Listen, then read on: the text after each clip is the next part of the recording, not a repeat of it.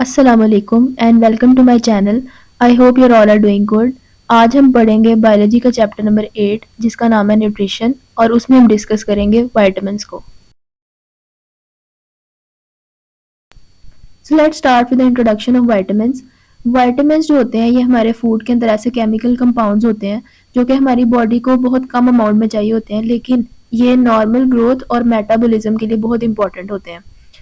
Vitamins की जो two types होती हैं उसमें फैट सॉल्युबल विटामिन्स और वाटर सॉल्युबल विटामिन्स आ जाते हैं। जो फैट सॉल्युबल विटामिन्स होते हैं उसकी एग्जांपल है vitamin A, D, E and के, और जो वाटर सॉल्युबल विटामिन्स हैं उसमें विटामिन्स बी एंड सी आ जाते हैं। तो फर्स्टली हम डिस्कस करते हैं विटामिन ए को।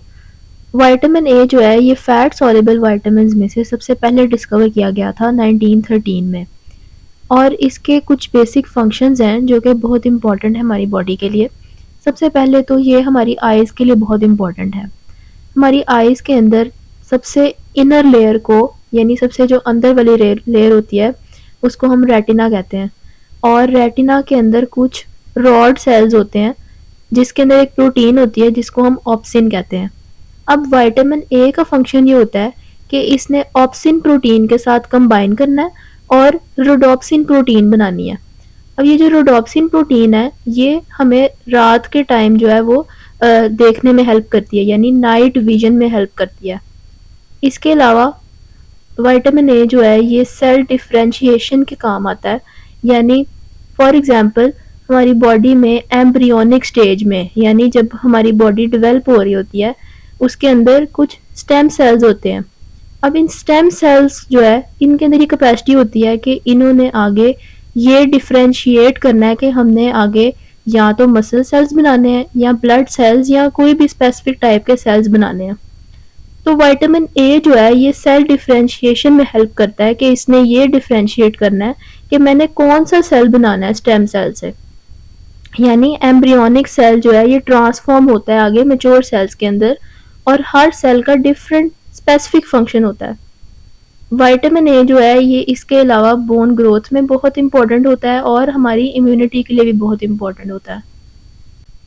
अब हम विटामिन ए के कुछ सोर्सेज के बारे में बात करते हैं।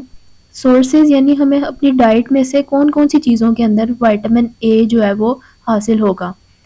सबसे पहले तो लीफी वेजिटेबल्स आ जाते हैं, यानी ग्रीन कलर के लीफ वाले वेजिटेबल जिसके अंदर पालक और कैरेट्स वगैरह आ जाते हैं। इसके बाद येलो और ऑरेंज फ्रूट्स, यानी फॉर एग्जांपल मैंगो वगैरह जो है इसके अंदर विटामिन ए बहुत ज़्यादा अमाउंट में होता है। और लिवर यानी कलेजी के अंदर, फिश, एग, मिल्क और बटर के अंदर जो है विटामिन ए बहुत ज़्यादा पाया जाता है। विटामिन ए डेफिशिएंसी यानी अगर बॉडी में विटामिन ए की कमी हो जाए तो उससे हमारी बॉडी पे क्या इफेक्ट आता है। सबसे पहले तो ये छोटे बच्चों में ब्लाइंडनेस का मेजर कॉज है, यानी अंधापन जिसको हम कहते हैं, इसको हम ब्लाइंडनेस कहते हैं।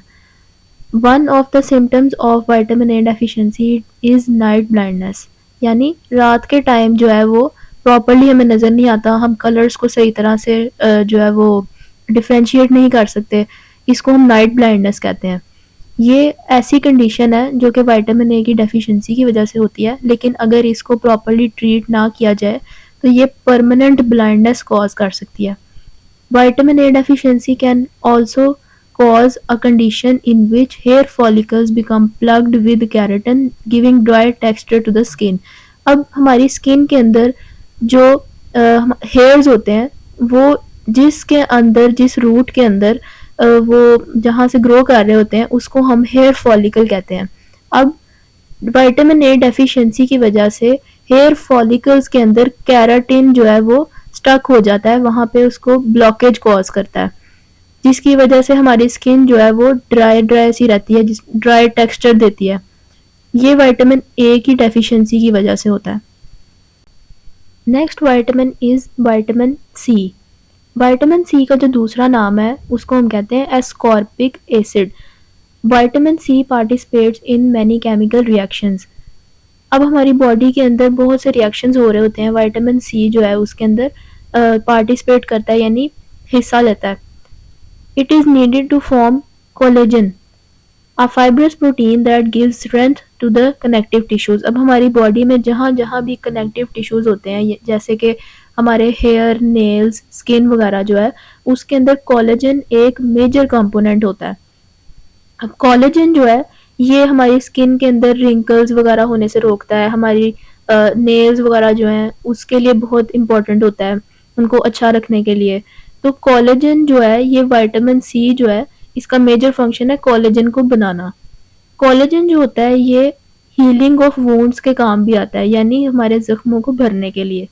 Vitamin C in white blood cells enables the immune system to function properly. अब हमारी जो इम्यूनिटी होती है, जो हमारी कुव्वत मुदाफ़त होती है, वो बेसिकली वाइट ब्लड सेल्स जो है उनके अंदर इम्पॉर्टेंट रोल प्ले करते हैं। अब विटामिन सी जो है, ये हमारे वाइट ब्लड सेल्स को बनाने के काम आती है, जिसकी वजह से हमारी इम्यूनिटी जो है वो स्ट्रॉन्ग होती है। अगर हम विटामिन सी के सोर्सेज के बारे में बात करें, तो ये हमें सिट्रस फ्रूट से मिलता है, यानी जो खट्टे फ्रूट्स होते हैं जैसे कि ऑरेंजेस, लेमन्स और ग्रेप फ्रूट वगैरह, उससे विटामिन सी मिलता है। इसके अलावा जो लीफी ग्रीन वेजिटेबल्स होते हैं उनमें भी विटामिन सी बहुत ज़्यादा होता है। और इसके अलावा जो बीफ लिवर यानी बीफ की जो कलेजी होती है, उसके अंदर भी विटामिन सी बहुत ज़्यादा अमाउंट में होता है। विटामिन सी डेफिशिएंसी, अगर विटामिन सी की कमी हो जाए बॉडी में, तो उसकी वजह से जो हमारी बॉडी में जहाँ-जहाँ कनेक्टिव टिश्यू होता है, उसके अंदर चेंजेस आने लग जाएंगे। इसके अलावा एक कंडीशन होती है जिसको हम कहते हैं स्कर्वी, वो भी विटामिन सी की डेफिशिएंसी की वजह से होती है। इसमें ये होता है कि हमारे जो जॉइंट्स हैं और मसल्स हैं उनमें पेन रहती है। इसके अलावा जो हमारे मसूड़े होते हैं, जिनको हम गम्स कहते हैं, वो स्वॉलन और ब्लीडिंग करते हैं, यानी सूजे हुए रहते हैं और उनके अंदर से खून आता रहता है।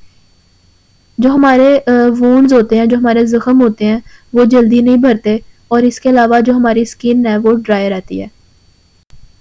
Now the important point is minute quantities of vitamin C are present in muscles। Muscles के अंदर जो है विटामिन सी की बहुत कम क्वांटिटी होती है। तो जैसा कि मीट वगैरह जो होता है, गोश्त वगैरह की जो आइटम्स होती हैं फूड में, वो सारे जो है वो मसल्स से मिलकर ही बने होते हैं। तो इसीलिए जो मीट वगैरह होता है, ये बहुत जिसको हम कह सकते हैं पुअर सोर्स है विटामिन सी का। इसके अंदर विटामिन सी बहुत कम होता है मीट वगैरह में। The next vitamin is vitamin D. हमारी बॉडी में और ब्लड के अंदर जो कैल्शियम और फास्फोरस होता है, उन दोनों के फंक्शन के लिए विटामिन डी बहुत इंपॉर्टेंट होता है। यानी अगर कैल्शियम और फास्फोरस हमारी बॉडी के अंदर अगर अवेलेबल हो, लेकिन विटामिन डी की डेफिशिएंसी हो, तो ये दोनों जो है प्रॉपरली वर्क नहीं करते। इसके अलावा विटामिन डी जो है, ये मिनरल्स की एब्जॉर्प्शन करवाता है इंटेस्टाइन्स में से, हमारी स्मॉल इंटेस्टाइन्स में से हमारी बोन्स के अंदर, ताकि हमारी बोन्स जो हैं वो स्ट्रॉन्ग हो सके। विटामिन डी के जो सोर्सेज हैं उसके अंदर फिश लिवर ऑयल, जो कि आप इस पिक्चर में भी देख सकते हैं, इसके कैप्सूल्स मिलते हैं, जो कि एक बेस्ट सोर्स है विटामिन डी का। इसके अलावा मिल्क, घी, बटर वगैरह जो है, इनसे भी हमें विटामिन डी बहुत ज़्यादा अमाउंट में मिलता है। इसके अलावा जो सन की रेडिएशंस होती हैं, सूरज की जो रोशनी होती है, उसके अंदर अल्ट्रा वायलेट रेडिएशंस होती हैं, जिसको हम यूवी रेडिएशंस कहते हैं। जब सन की रोशनी जो है वो हमारी स्किन पर पड़ती है, तो यूवी रेडिएशंस की वजह से हमारी स्किन जो है ये विटामिन डी को बनाती है। तो इस हम कह सकते हैं कि जो सनलाइट है वो भी बेस्ट सोर्स है विटामिन डी का। Vitamin D deficiency, long term deficiency of vitamin D affects bones. Vitamin D की अगर हमारी बॉडी के अंदर बहुत देर तक अगर इसकी कमी रहे, तो इसकी वजह से बोन्स जो हैं वो अफेक्ट होती हैं। In children vitamin D deficiency leads to rickets. बच्चों के अंदर विटामिन डी की डेफिशिएंसी हो तो उसकी वजह से कंडीशन होती है जिसको हम रिकेट्स कहते हैं। इसमें होता ये है कि बोन्स जो है वो बहुत ज़्यादा वीक हो जाती हैं और बेंड हो जाती हैं प्रेशर की वजह से। In adults vitamin D deficiency causes osteomalacia और सॉफ्टनिंग ऑफ बोन्स। एडल्ट्स के अंदर यानी बड़ों में अगर विटामिन डी की डेफिशिएंसी हो तो इसको हम ऑस्टियोमलेशिया कहते हैं, और इसका दूसरा नाम जो है वो सॉफ्टनिंग ऑफ बोन्स भी है। अब बोन्स सॉफ्ट होने की वजह से जो है वो फ्रैक्चर होने का जो रिस्क है वो बहुत ज़्यादा बढ़ जाता है। ये जो है ये हमारे पूरे टॉपिक की समरी है, जिसमें हमने 3 विटामिन्स को डिस्कस किया, विटामिन ए, विटामिन सी और विटामिन डी को। इनके सोर्सेज, फंक्शंस और डेफिशिएंसी को डिस्कस किया, जिसमें हमने कहा कि विटामिन ए के जो बेस्ट सोर्सेज हैं वो लीफी वेजिटेबल्स हैं, येलो फ्रूट्स हैं, fish liver, egg, milk and butter है। और इसके फंक्शंस जो है वो ये है कि ये हमें रात के टाइम देखने में हेल्प करते हैं, vision in dim light, cell differentiation में हेल्प करते हैं और हमारी ग्रोथ और इम्यूनिटी में भी बहुत ज़्यादा हेल्प करते हैं। इसके अलावा जो अगर विटामिन ए की डेफिशिएंसी हो जाए उसकी वजह से पुअर ग्रोथ होती है, ब्लाइंडनेस कॉज होती है, नाइट ब्लाइंडनेस होती है और हमारी स्किन जो है वो बहुत ज़्यादा ड्राई हो जाती है। जबकि विटामिन सी जो है ये इसके बेस्ट सोर्सेज जो हैं वो सिट्रस फ्रूट्स हैं, लीफी ग्रीन वेजिटेबल्स हैं, बीफ लिवर है। और इसके फंक्शंस के अंदर जो है वो collagen formation, healing of wounds, functioning of immune system है।